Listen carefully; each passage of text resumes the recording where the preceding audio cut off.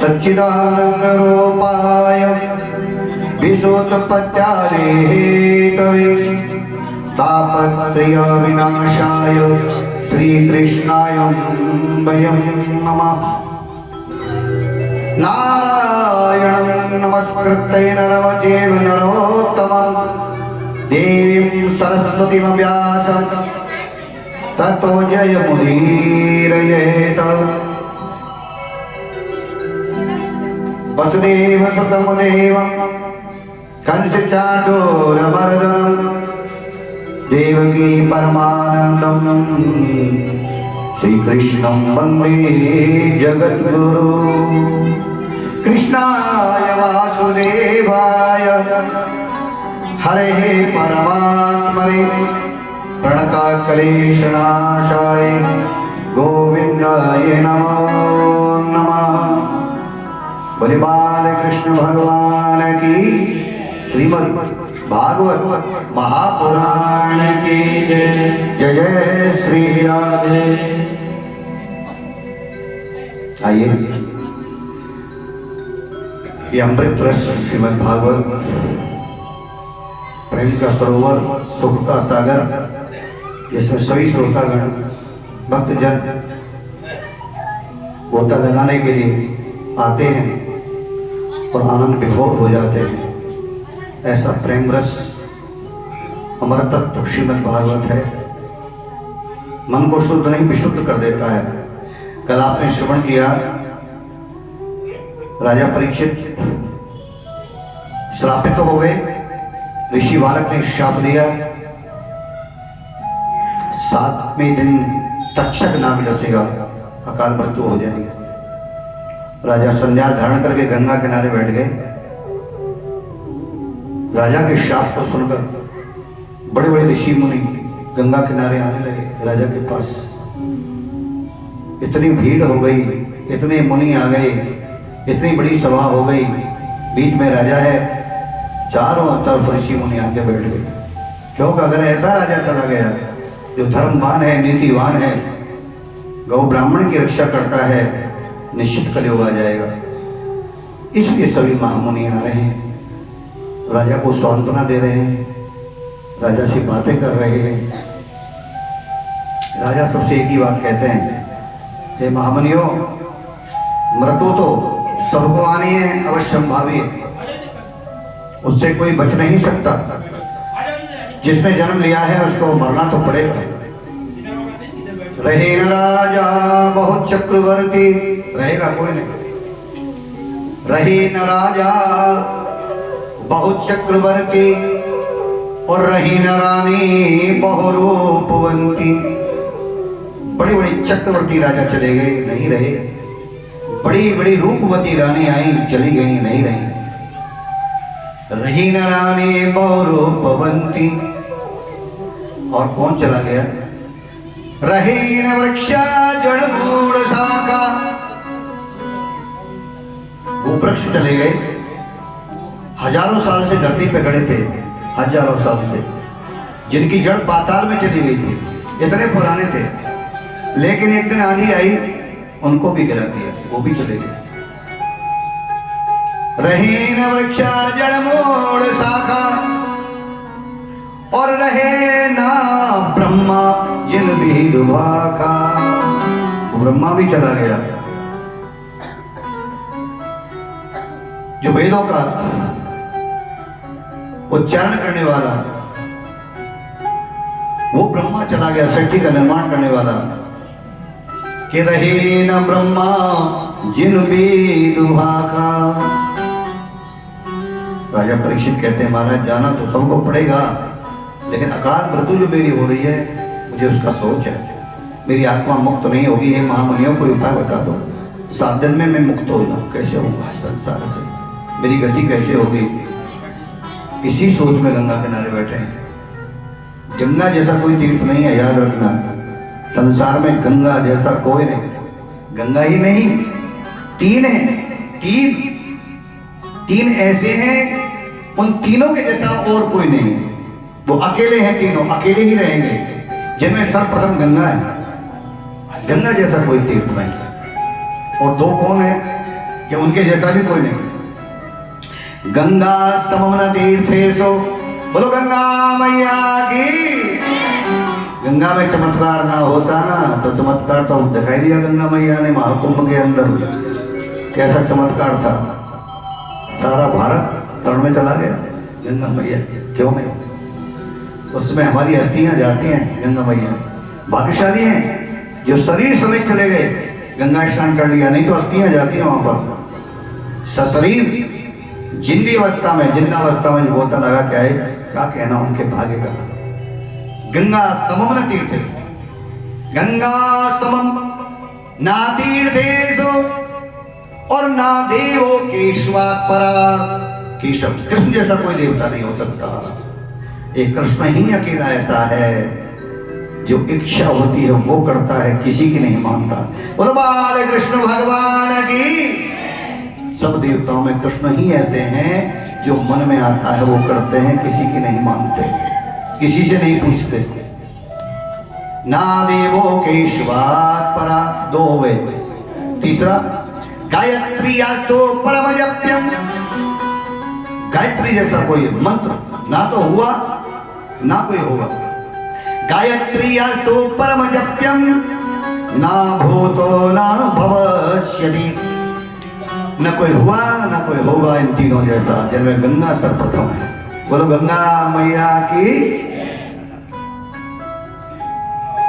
गंगा किनारे राजा बैठा है, ऋषि मुनि सब बता रहे हैं, राजा तपस्या कर लो, कोई समाधि की कहता है समाधि लगा लो मुक्ति हो जाएगी, लेकिन 7 दिन में क्या क्या कर सकता है? कुछ भी नहीं हो सकता। 7 दिन राजा परीक्षित को 7 दिन मिले मुक्ति के लिए। 7 दिन आप और हम सबको 7 दिन ही मिले हैं, उससे ज्यादा किसी को नहीं मिले दुनिया में। 7 दिन ही मिले सबको। कैसे? भगवान ने 7 दिन ही बनाए हैं, जिसे हम सप्ताह कहते हैं। भगवान ने सप्ताह बनाया है 7 दिन का, उन 7 दिन में ही यानी सप्ताह के अंदर दुनिया जन्म लेगी और उन 7 दिन में ही मर जाएगी। बोलो राधे राधे। 8वां दिन नहीं आया किसी को, क्यों? बनाया नहीं भगवान ने।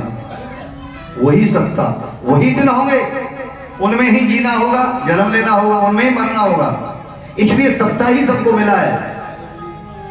राजा परीक्षित कहते हैं 1 सप्ताह का समय सभी के पास है, उन सप्ताह में कैसे मुक्ति की जाए यही तो पूछ रहे हैं कि 7 दिन में क्या करें क्या नहीं करें, लेकिन कोई बता नहीं पाया सही। तो समाधि के लिए बहुत समय चाहिए। कर्म भी बताते हैं तो ऐसे बताते हैं जिनमें लंबा समय लगेगा, लंबा, इतनी उम्र नहीं रह जाती 7 दिन के। फिर नारद जी को तरस आ गया, जो वहां नहीं थे, आकाश में विचरण कर रहे थे, हरिगान गा रहे थे, नीचे गंगा किनारे देखा, अरे ये क्या कह रहे हैं ऋषि मुनि? राजा को सही नहीं बता रहे हैं, ये मुक्ति का उपाय नहीं बता रहे हैं।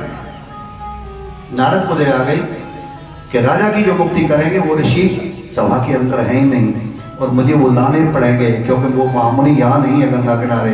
तो नारद जी जाते हैं उनके पास, जो राजा की मुक्ति करेंगे। नारद जी जा रहे हैं, दया आ गई उन ऋषि के पास जिनका नाम है बोलो सुखदेव जी महाराज की, जो गंगा किनारे नहीं है। नारद जी वहां चलती है, श्रीमन नारायण नारायण नारायण श्रीमन नारायण, अरे श्रीमन नारायण नारायण नारायण श्रीमन नारायण नारायण श्रीमन नारायण नारायण नारायण ओ श्रीमन नारायण नारायण नारायण बद्री नारायण ओ बद्री नारायण भजमन नारायण भजमन नारायण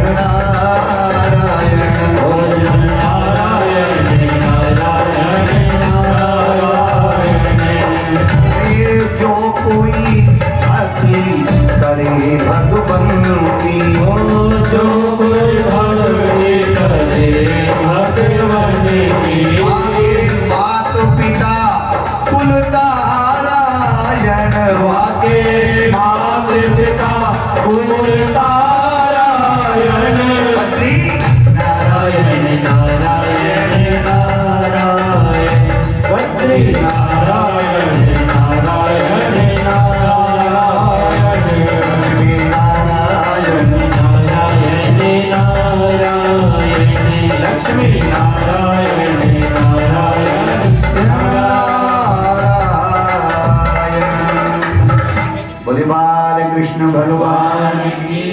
नारद जी को दया आई, महामुनि सुखदेव जी के पास चले गए। सुखदेव जी के पास जाकर के नमस्कार किया।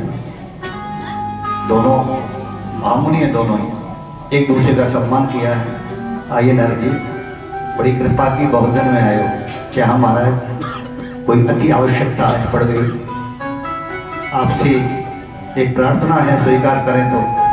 एक सेवा चाहते हैं आपसे। नारद जी बोले, हाँ बोले, सच सेवा बताइए, क्या सेवा करो? सेवा प्रभु ये है, एक भगवान का भक्त है जिसको श्राप लग गया है, जिसका नाम है राजा परीक्षित।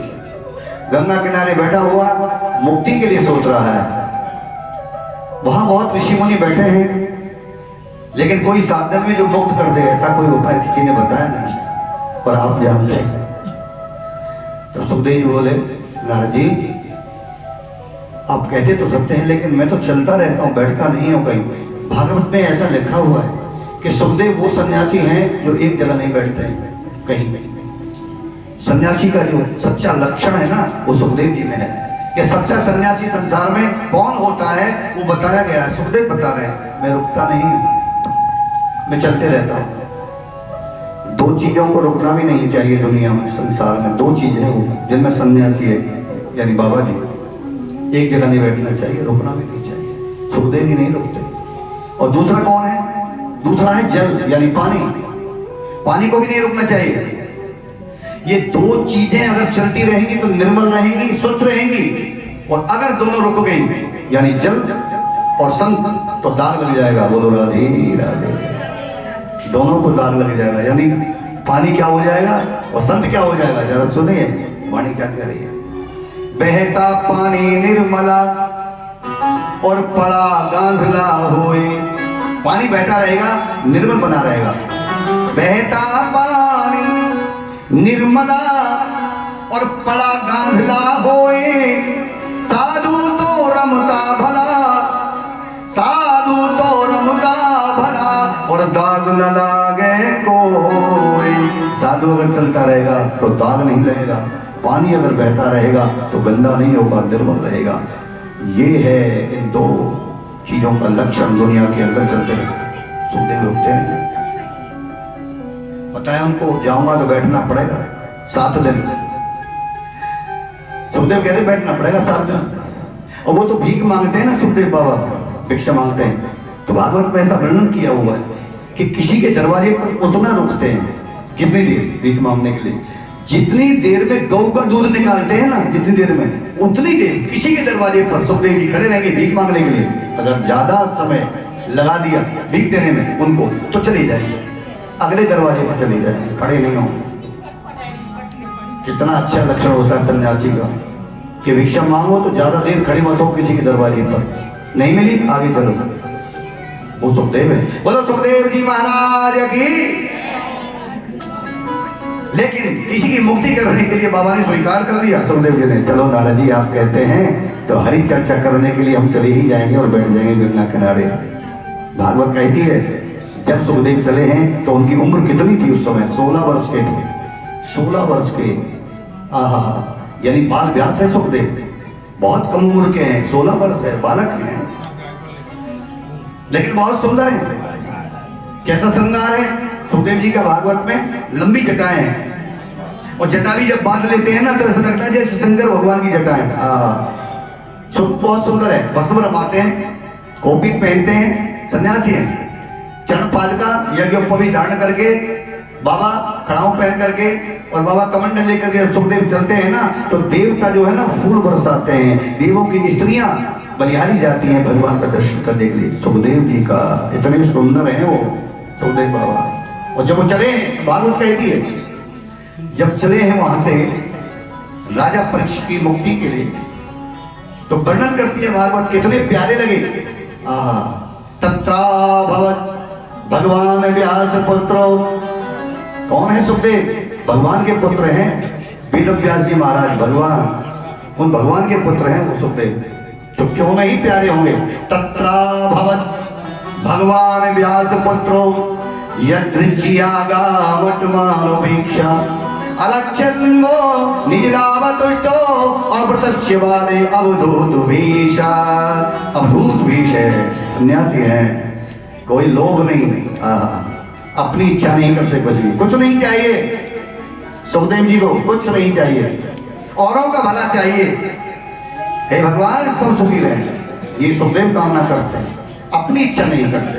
ऐसे सुखदेव जब चले हैं और गंगा किनारे जब पहुंचे हैं तो स्वागत हुआ है। सब ऋषि मुनि खड़े हो गए स्वागत के लिए, और क्या बोले? स्वागतम कृष्णा। कृष्ण आ गए, साक्षात सुखदेव। स्वागतम कृष्णा शरणागतम कृष्णा। स्वागतम कृष्णा। कर लो स्वागत।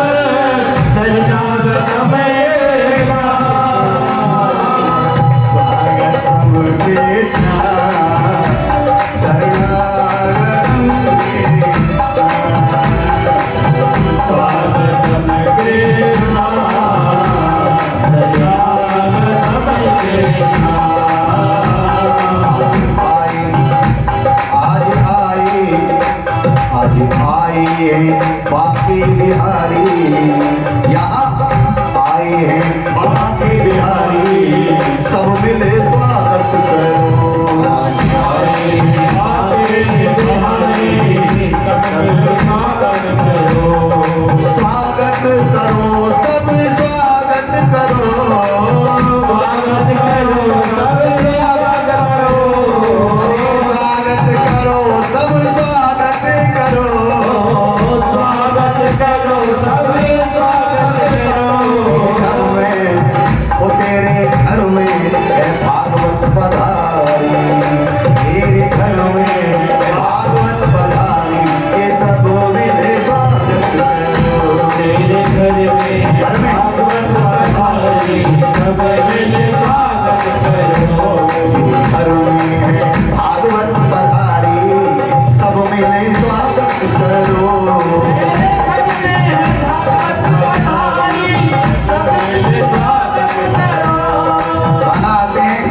अकेले नहीं आते, किसी के यहाँ जब आते हैं कृष्ण अकेले नहीं आते। कौन साथ में आता है? उनके संग में, उनके संग में, उनके संग में है राधा पधारी, सब मेरे स्वागत करो। उनके संग में है राधा पधारी, सब मेरे स्वागत करो। उनके संग में है राधा पधारी, सब मेरे स्वागत करो। उनके संग में है राधा पधारी, सब मेरे स्वागत करो। राधे तू बड़ी भागी,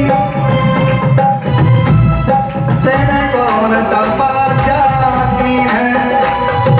अरे राधे तू बड़ी भागी, कौन तपस्या की? तीन लोक तारण करण तो तेरे आधीन हो। तीन लोक तारण है तो तेरे आधीन।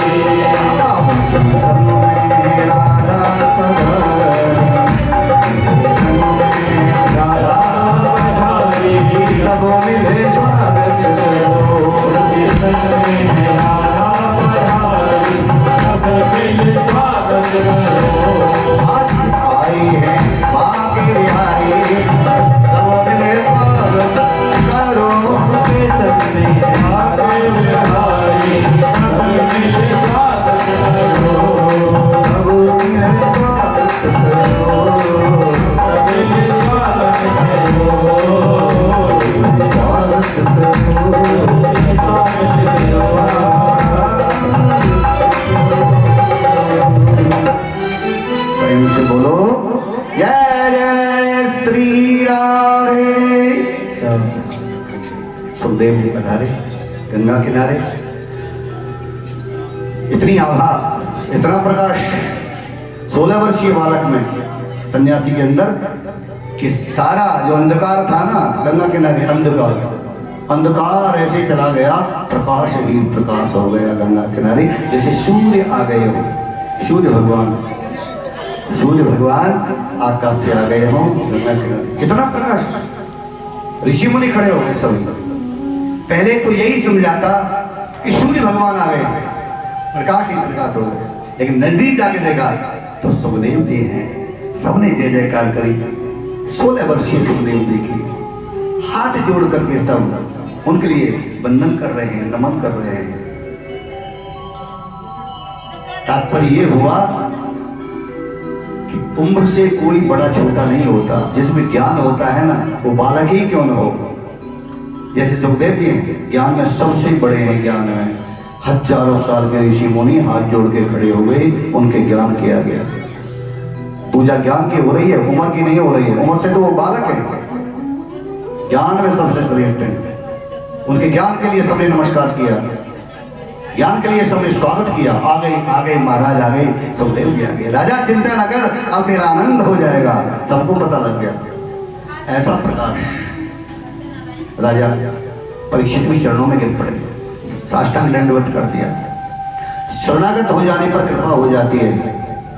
शरणागत का मतलब होता है शरीर के 8वां अंग जब धरती से स्पर्श करते हैं उसे साष्टांग दंडवत कहते हैं। जो दंडवत होती है ना, वही होती है भगवान के आगे। साष्टांग दंडवत करना, शरणागति करना होता है कि प्रभु हम तेरी शरण में हैं। साष्टांग दंडवत से शरण में जाना होता है। राजा साष्टांग दंडवत किया। बाबा सुखदेव जी ने उठाया, आशीर्वाद दिया, बेटा चिंता न करो, हम आगे, चिंता मत करो, तुम्हारे सारे प्रश्नों का उत्तर देंगे। बाबा बोले चिंता न करो। चरण धोई, चरणागत लिया। जो सम्मान होता है ना ऋषि मुनियों का, वो किया। घर में महापुरुष आए, चरण धो, चरणागत लिए।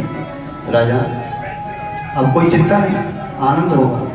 बाबा को आसन दिया, बैठ गए, सब ऋषि मुनि बैठ गए। तब सुखदेव जी कहते, राजन अब बताओ क्या कहना चाहते हो, क्या चिंता है, सांप लग गया, क्या मृत्यु से डरते हो? नहीं बाबा, मृत्यु से नहीं, अकाल मृत्यु से डरते हैं। जो मेरी अकाल मृत्यु होगी तक्षक के डसने से, मैं उस अकाल मृत्यु से कैसे बचूं? मेरी मुक्ति बता दो बाबा, कैसे मुक्त हूं संसार से। समय थोड़ा है मेरे पास, 7 दिन है। तो बाबा ने कहा 7 दिन थोड़े क्यों है? कि महाराज क्या कर सकता हूँ? उन्हीं लोग कहते हैं तपस्या करो, समाधि कर, मैं तो कुछ ही नहीं कर सकता सर, कोई आवश्यकता नहीं। बाबा बोले ऐसा कुछ करने की जरूरत नहीं। सुखदेव जी कहते हैं तुम भाग्यशाली हो। क्या कहा बाबा ने? हे राज ऋषि बालक, हे परीक्षित, तू भाग्यशाली है कि तुझे 7 दिन तो मिले कम से कम मुक्त होने के लिए, जो बहुत ज्यादा है। बाबा बोले बहुत ज्यादा है। तुझसे पहले ऐसे ऐसे राजा हो गए, 7 दिन तो क्या, 1 दिन नहीं मिला था उनको, 1 दिन नहीं मिला। और 1 दिन तो क्या, 1 दिन तो क्या, एक राजा को केवल 4 घड़ी मिली थी, उसको जीवन की 4 घड़ी। और इतना ज्ञानी था कि 4 घड़ी में ही दुनिया से मुक्त हो गया वो राजा। ऐसा सुन करके राजा परीक्षित के मन में बड़ा धीरज हुआ, मन में बड़ा विश्वास हुआ। ऐसे ऐसे हो गए। मैं तो कहता था 7 दिन बहुत कम है, कैसे मुक्त होऊंगा संसार से। ऐसा कोई राजा हो गया जो 4 घड़ी में ही चला गया परम धाम को, मुक्ति हो गई। बाबा कथा सुनाएंगे उसकी आप? हाँ, पहले उसी की सुनाएंगे। सुखदेव बाबा बोले कौन राजा था वो, कैसा ज्ञानी था, कैसा भक्त था वो कि 4 घड़ी में दुनिया से मुक्ति को पा गया? बाबा सुना दो, सुनो। वो महापुरुष कौन था? चक्रवर्ती राजा कौन था वो, जिसको 4 घड़ी जीवन की मिली, 4 घड़ी में ही मुक्त हो गया? राजा ध्यान से सुन। अयोध्या का राजा, उस समय अयोध्या का राजा, चक्रवर्ती राजा, जिसका नाम था खटवांग। खटवांग नाम का राजा, बड़ा प्रतापी था। जिस समय अयोध्या में वो राज्य करता था, उस समय स्वर्ग में देवताओं का और असुरों का युद्ध हो रहा था। असुर लोग आ गए, देवताओं पर चढ़ाई की, स्वर्ग लेना चाहते थे, तो देवता हारने लग गए। तब देवों का राजा इंद्र गुरु की शरण में गया, बृहस्पति गुरु की शरण में गया, गुरु जी बचा लो। कहते हैं ना, जिसके सदगुरु होते हैं ना, जो दीक्षित हो जाता है, जिसको गुरु मंत्र मिल जाता है, उसके सर पर गुरु का हाथ रहता है। लेकिन गुरु सदगुरु होना चाहिए, लोभ भी नहीं होना चाहिए। बोलो राधे राधे, तो ही लगेगा। ऐसा सदगुरु हो जिसे शिष्य से कोई लोभ लालच न हो। वो सदगुरु ताकत उसकी ऐसी होती है शिष्य के ऊपर कि हाथ बना रहता है, क्योंकि बिना गुरु के गति भी नहीं। 3 ऋण हैं इंसान के ऊपर आए हैं। जब जन्म लिया तो 3 ऋण चढ़ गए हमारे ऊपर। माता पिता जिन्होंने जन्म लिया, उनका ऋण हमारे ऊपर हो गया। एक भगवान जिन्होंने हमको दुनिया में भेजा, एक उनका ऋण हमारे ऊपर हो गया। एक गुरु ऋण ये भी हमारे ऊपर है, ये भी चुकाना पड़ता है। लेकिन जिनके गुरु नहीं है वो बेचारे कैसे चुकाएंगे बताओ। गुरु जल्दी मिलते भी नहीं ना। कलयुग में ढोंगी तो बहुत मिल जाएंगे, सदगुरु मिलना बड़ा दुर्लभ है। बोलो राधे राधे। तो गुरु की शरण में जब गया राजा इंद्र के, गुरु जी बचा लो, हम हार रहे हैं। बड़े बृहस्पति महाराज हैं। बोले राजा इंद्र, इस समय तुम्हारे ग्रह नक्षत्र अच्छे नहीं चल रहे हैं, तुम्हारी हार ही होगी और दैत्य लोग जीत जाएंगे, ये असुर जीतेंगे। उनका समय बलवान है, तुम्हारा समय अच्छा नहीं है। गुरु जी बचा लो। कैसे बचाओ? स्वर्ग को बचा लो। गुरु उपाय बताते हैं। समय खराब चल रहा था, लेकिन फिर भी गुरु ने बचाया कि अगर बचना चाहते हो तो मेरा कहना मानो, इंद्र तुम युद्ध से चले जाओ, देवताओं को लड़ने दो, तुम जाओ अयोध्या में जाओ। अयोध्या का राजा खट्टांग है जो बहुत बलवान है, हाथ जोड़ के कहना वो तुम्हारी सहायता करने को यहाँ स्वर्ग में आ जाए तो तुम जीत जाओगे युद्ध को। अगर वो आ गया तो महाराज मैं अभी जाता हूँ। देवता है, देर थोड़ी लगनी थी, स्वर्ग से धरती पर आ गया अयोध्या में। दरबार में खड़े हो गए हाथ जोड़ के राजा खट्टांग के आगे। खट्टांग ने जब देखा देवों का राजा इंद्र आया है, वो भी हाथ जोड़ के खड़े हैं देवता। अरे मनुष्य को हाथ जोड़ने चाहिए देवताओं के, आज देवता हाथ जोड़ के खड़े, वो भी राजा इंद्र। सिंहासन छोड़ दिया राजा खट्टांग ने, कहा महाराज आओ आओ प्रभु आओ, देवराज इंद्र आइए बैठिए, सिंहासन पर विराजो मेरे पे। अपना आसन छोड़ दिया, आइए बैठो। बैठने का समय नहीं है राजा, मुझे वचन दो, मैं आपके पास कुछ मांगने आया हूं। मांगने? आप तो देवों के राजा हैं, मैं क्या दे सकता हूं आपको? नहीं, आज मुझे आपसे कुछ मांगना है। मांगो नहीं, मुझे आज्ञा करो प्रभु, क्या करना है? तो सुनो, गुरु बृहस्पति की आज्ञा है राजा, हम अस्त्रों से लड़ रहे हैं, हम हार रहे हैं, आप हमारी सहायता कर दोगे, युद्ध में चलोगे आप हमारे लिए लड़ने के लिए? बस इतना सुनते ही राजा खट्टांग ने कहा, मंत्रियों मेरी अस्त्र शस्त्र लाओ और इसी समय में देवराज इंद्र के साथ जाऊंगा युद्ध करने के लिए। अगर मैं वहां मारा भी गया, क्या कहता है राजा, बड़ा ज्ञानी था, अगर मेरी मृत्यु भी हो गई तो मैं धन्य धन्य हो जाऊंगा कि मरा भी तो देवताओं के लिए। बोलो राधे राधे। ये शरीर देवों के काम आया, ये नाशवान शरीर है। जो ज्ञानी होते समझते हैं ना, ऐसे ही जैसे राजा ने कहा कि मरूंगा तो देवों के लिए, ऐसे ही हमारे जो वीर सैनिक होते हैं ना, वीर सैनिक देश की रक्षा करने वाले, वो यही तो सोचते हैं अगर बलिदान भी हो गए तो अपनी माँ पृथ्वी के लिए, अपने देश के लिए, अपनी धरती के लिए मरेंगे और अमर हो जाएंगे। बोलो राधे राधे। वो अमर हो जाते हैं, अमर, इसी अमर कहते हैं। वैसे तो कितने मरते हैं, कितने जाते हैं, कितने जन्म लेते हैं, उनकी कोई औकात नहीं है, लेकिन उस वीर की बड़ी औकात है जो देश के लिए इतना कुछ कर जाते हैं। और वो इंद्र के लिए करेगा, देवों के लिए मरूंगा, चले गए युद्ध करने के लिए। बलवान बहुत था, गुरु जी को पता है बृहस्पति को कि खट्टांग को हरा नहीं सकते, दैत्य लोग बहुत बलवान है। अयोध्या का राजा युद्ध किया, युद्ध में सभी असुरों को हरा दिया, अकेले राजा ने सबको हरा दिया और सब भाग गए असुर लोग, और स्वर्ग को सुरक्षित कर दिया स्वर्ग को। तो इंद्र बड़े प्रसन्न हुए, बोले राजा हम सब देवता मिलके नहीं हरा सके, आपने अकेले ने सब असुरों को हरा दिया, हम बड़े प्रसन्न हैं, हम देवता हैं, हम वरदान देना चाहते हैं आपको, वरदान मांग लो, कोई वरदान मांग लो। क्या कहता है, आज तक मांगा नहीं है, मैं अयोध्या का राजा हूँ, मैं दान देता हूँ, मांगता नहीं। बोलो राधे राधे। मैं अयोध्या का राजा हूँ, भगवान ने मुझे सब कुछ दिया है और मेरे कुल की रीति है कि हम मांगते नहीं हैं, हम देते हैं दान। तो राजा मैं तो मांग ही नहीं सकता, क्या नहीं है मेरे पास जो मैं तुमसे मांगूंगा? कितना ज्ञानी राजा था, क्या नहीं है। सरयू माँ, सरयू गंगा का किनारा, स्वर्णमयी वहां मेरी अयोध्या, क्या नहीं मेरे पास। नहीं राजा मैं बड़ा खुश हूं। इंद्र बोले कुछ तो सेवा दे दो। सेवा की बात कही तब कहा कि अगर ऐसी बात है, आपका मन अगर कोई प्रसन्न आप ऐसे ही करना चाहते हो तो हम एक विनय करते हैं। राजा ने कहा हम सेवा भी नहीं बताएंगे, विनती करेंगे आपसे, क्योंकि आप देवता हैं। राजा कितना ज्ञानी है, विनती करेंगे आपसे। देवों की पूजा होती है, आज्ञा थोड़ी देंगे उनको। बताओ क्या कहना चाहते हो। ये देवराजेंद्र इतना बता दो, संसार में कितने दिन जीवित रहूंगा, मेरी उम्र कितनी है, आयु बता दो। कितना ज्ञानी राजा है। पूछा भी तो क्या पूछा, आयु बता दो कितने दिन जीवित रहूंगा बस। क्यों पूछते हो ऐसा। राजा बोले इसलिए पूछता हूं, अगर जिंदा रहा ना तो मैं और भी संतों की सेवा करूंगा, गरीबों का भला करूंगा, गौओं की सेवा करूंगा, बस यही अभिलाषा है। इंद्र बोले अभी देखते हैं आपकी आयु। भगवान का ध्यान किया, इंद्र ने उसके राजा की उम्र को देखा, कितने दिन जीवित रहेगा, तो इंद्र भी अफसोस में पड़ गया पता लगते ही। और इंद्र उदास हो गए, हैं ये क्या हुआ। उदास हुए तो राजा ने पूछा महाराज क्या हो गया, आप तो भी अच्छे भले थे, आप उदासी आ गई, मुझको क्या क्या घटना हो गई। कि राजा मत पूछो, बहुत बुरा हो गया। क्या क्या उम्र का पता नहीं लगा, लग गया तभी तो उदास।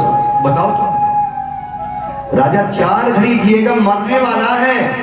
बोला मैं तो ठीक हूं, मुझे कौन मार सकता है, मैंने असुरों को भगा दिया।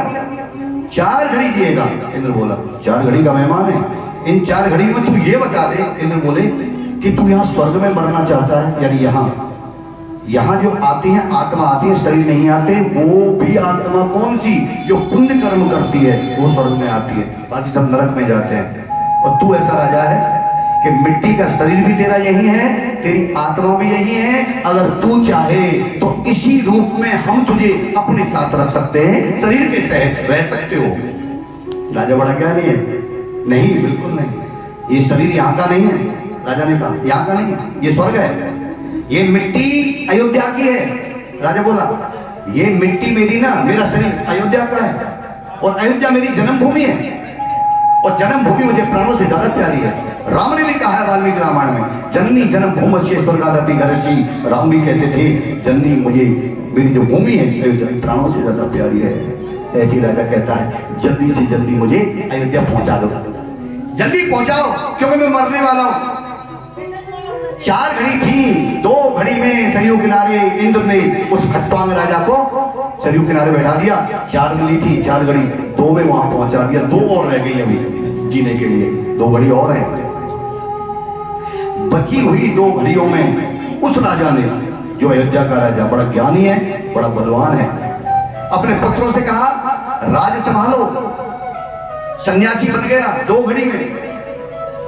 कहा बेटा मैं चला, तुम सब संभालो अपना राजकाज। और 2 घड़ी भजन किया था बैठ के सरयू किनारे उसने भगवान का। मरते समय 2 ही घड़ी भजन किया था, 2 घड़ी मिली थी, 2 घड़ी ज्यादा थी। वो भी गीता तो कहती है अंतकाल, जब मरने का समय हो, अगर जीप भी हिल जाए ना उसके नाम में, अंतकाली चिमावी ईश्वर मुक्ता कलीब्रम, यहाँ प्रियाति तजन्नत सो जाती परम गतिम। जरा नाम भी निकल जाए ना मरते समय, उसका ही कल्याण हो जाता है, मुक्त हो जाता है संसार से। तो राजा ने तो 2 घड़ी नाम लिया था, जिप्या हिल भी जाए ना मरते समय, नाम निकल जाए तो भी मुक्त हो जाता है। 2 घड़ी भजन करके राजा को मुक्ति मिल गई। तब सुखदेव जी बोले अब बता राजा परीक्षित, 7 दिन है तेरे पास भजन करने के लिए, भजन सुनने के लिए, और भागवत सप्ताह सुनने के लिए। 7 दिन मेरे आगे बैठ जा, चिंता न कर, उस कृष्ण का ध्यान कर, और तेरी मुक्ति तेरे सामने खड़ी हो जाएगी। बाबा क्या करना है, कुछ नहीं करना है, बैठना है बस, कान खोल के रखने। भागवत में क्या करना होता है कि संयम से बैठो, जितासनो जितस्य मन था जितेंद्रिया, आसन जीतो, मन जीतो, मन को जीतो, मन से कथा सुनो, कानों से श्रवण करो, और बस मन को एकाग्र करके जब बैठोगे तो भगवान कृष्ण बड़े प्रसन्न होते हैं श्रीमद् भागवत से। बस इतना ही तो है, भजन ही तो करना है, 7 दिन भजन करना है बस, क्यों नहीं मुक्ति होगी। करते रहो जो भजन धीरे धीरे, करते रहो हरे भजन धीरे धीरे, कौन मिल जाएगा सजन धीरे धीरे तो मिल जाएगा वो सजन धीरे धीरे करते रहो जो भजन धीरे धीरे करते रहो सजन धीरे धीरे तो मिल जाएगा वो सजन धीरे धीरे तो मिल जाएगा वो सजन धीरे धीरे करते रहो भजन धीरे धीरे राजा परीक्षित को भजन ही तो करना है साथ में बैठ करके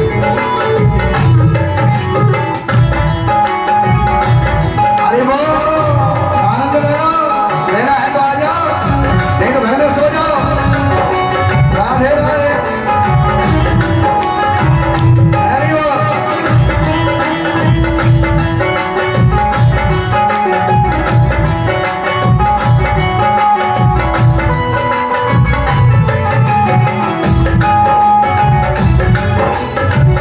तेरी बंदगी मैंने दिल से न की तेरी बंदगी मैंने दिल से न की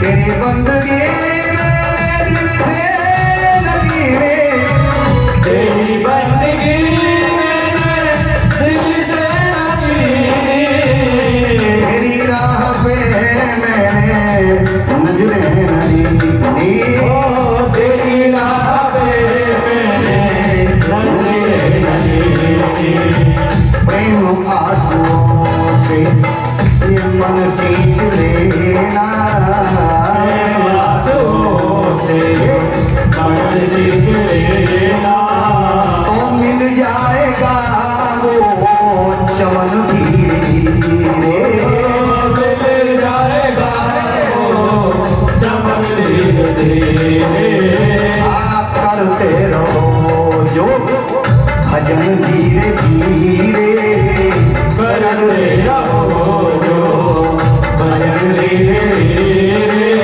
वो मिल जाएगा वो सजन धीरे धीरे मिल जाएगा वो सजन धीरे धीरे वो भजन करना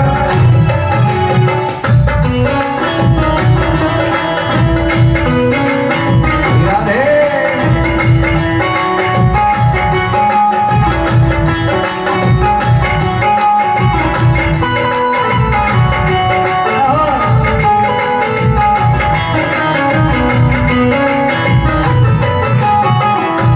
तेरी इनायत का लेखा नहीं है तेरी याद का लेखा नहीं है और कभी कभी हमने जी भर के देखा नहीं है कभी हमने जीवन के देखा नहीं है ऐसा लगता है एक बार तो आ जाए कभी जीवन में एक बार कैसा है वो कैसा लगता होगा एक बार तो दर्शन दे दे कि आखिर भगवान होता कैसा है इसका हम भजन करते हैं देखने की इच्छा है पर कभी देखा नहीं दिखता नहीं है कभी अदृश्य रहता है एक बार जरा दर्शन दे दे अरे कभी हमने जी भर के देखा नहीं है कभी हमने जीवन के देखा नहीं है देखना है तो चलो हमारे साथ दिखाई देते देखना है तो चलो दिख जाएंगे लेकिन कहाँ जाना पड़ेगा चलता चला चल तू यमुना किनारे चलता चला चलो यमुना किनारे अरे चलता चला चल तू यमुना किनारे चलता वहीं रहता है चलो यमुना किनारे तो मिल जाएगा वृंदावन धीरे धीरे तो मिल जाएगा वृंदावन में रहता है करते रहो जहो भजन धीरे धीरे करते रहो